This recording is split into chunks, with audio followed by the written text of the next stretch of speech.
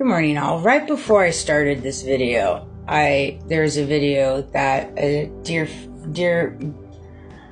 Raw Codes shared. I love her. She's been a saving grace as well. It's amazing the people that God has put in my life through my social media platforms. For sure, I give so much grace to every single one of you. Silent or loud, I feel you. He said, Jesus was arrested for protesting.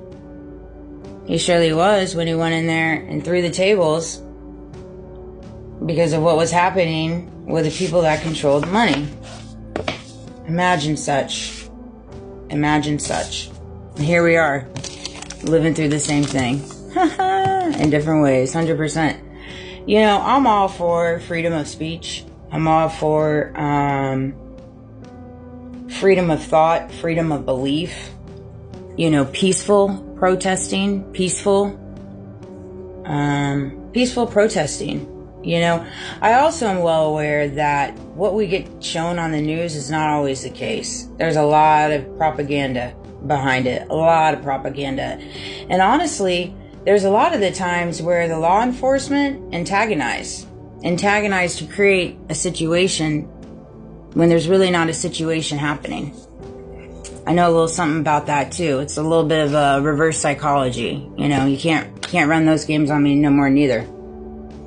You know, for entertainment purposes only. It was so funny. Last night at work, I had a conversation with a coworker, and it was great because we both understood, like, when you become where you're in your villain era, you know, people label you a villain, people label you this, but the grand scheme of things is you just don't care. You don't care. You don't care who likes you. You don't care what they say. You don't care what they do. You don't care in what they insinuate, what they conjure up. Like, you don't care. So if they, in their minds or in their narratives, created you to be a villain in their story, well, so be it.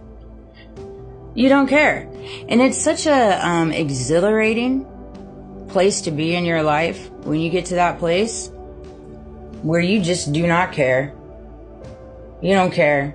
You don't care where they're at. You don't care what their power is. You don't care. Why don't you care? Because you know what's inside your heart. You know what you stand for. You know what you stand on. You know what you stand on. And when you run on your morals, your values, your integrity, your faith, your inner knowing, your inner understanding, being led by God and the Most High and the Divine, you don't waver on that. No matter what they try to calculate around you, it makes no difference. It makes no difference. It's such a freeing place to be. We weren't put on this world to impress others. We weren't put on this world to make others like you. We were put on this world to stand up for each other, to love each other unconditionally, not be judgmental of each other. That's what we were put on this world to. But we're not doing that. No, we're labeling people villains that are speaking out the truth, know their morals, know their values, and aren't shading from that when they get mistreated, you know, in work atmospheres. You know, it's so crazy, the lack of ethics in the management front. It's so crazy. You know, I found my little notes for the ethics training that I did.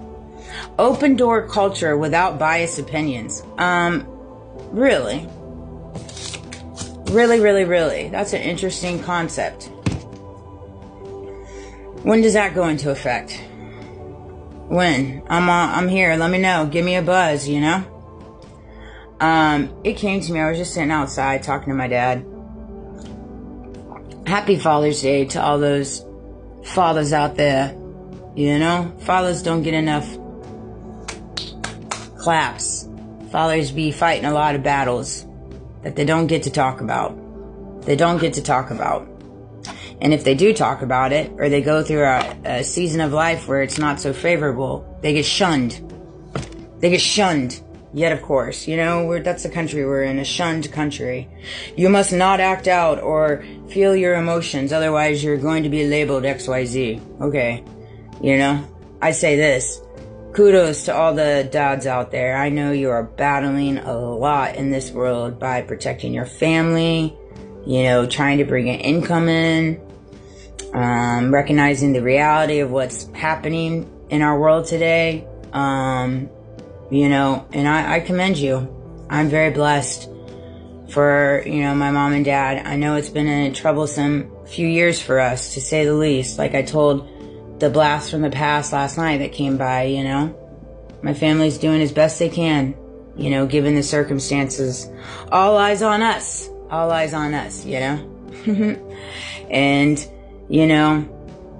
unfortunately, when you have principalities, you have entities, you have all kinds of things in the background, making moves, callous moves, you're just limited, And I, 100%, without a doubt, know in my heart of hearts that my family stands with me to the best of their abilities. The best of their abilities. And that's good enough for me. That's good enough for me. That said, to all the fathers out there, I feel you. I do. And I hope you have a beautiful day, and I hope you're celebrated today. I hope you're celebrated today. There's so many kids out there now that don't even have dads, raised in a single family home, raised by their mother, such as myself, that have been completely exploited. It's not just me, too. It's not just me. There's a lot of other people going through similar things that I'm going through, even worse things in different ways. And that's why it always brings me down to my foundation. But I have to say, there's this beautiful lady that came by my work. I've seen her a few times now, and just in conversation, I can read people, and so I strike up conversations. Anywho, she had bought some clothes, and they were beautiful clothes, colorful, whatever. And a few days later, she brought it back, and she said that the ladies at church didn't like those clothes. Said they were too colorful. They were too vibrant and colorful, or something along those lines. Again, I'm not word for word, but they're along those lines. Is that not crazy? Is that not crazy? If you find yourself in a particular situation when you go to church, you're part of a church, whatever, and they are chastising you by the clothes you wear, you need to ask yourself if you're at the right church. Alright, in different ways, I'm sorry, that's like a type of cult. You can't chastise people for how they look, what they wear. Why would you do such things? Why in the world would you do such things?